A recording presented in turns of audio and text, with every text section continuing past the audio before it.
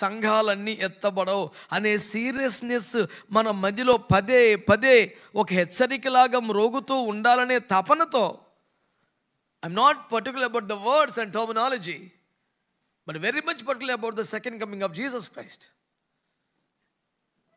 కదా. కాబట్టి కావాలనే ఆ పదాన్ని నేను పదే పదే మరి స్ట్రెస్ చేస్తూ ఉన్నాను, ఒత్తి పలుకుతూ ఉన్నాను. ఎత్తబడే సంఘం.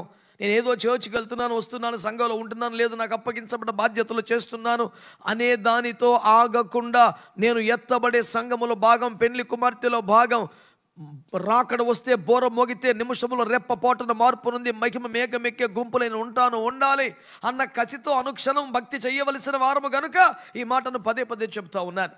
ఈ షూలమ్మితి అనబడుతున్న ప్రియురాలు కృతజ్ఞతగా దేవుణ్ణి ఆరాధిస్తూ ఏమంటుందంటే, ఆయన నన్ను తన విందుశాలకు తోడుకెళ్ళాడు.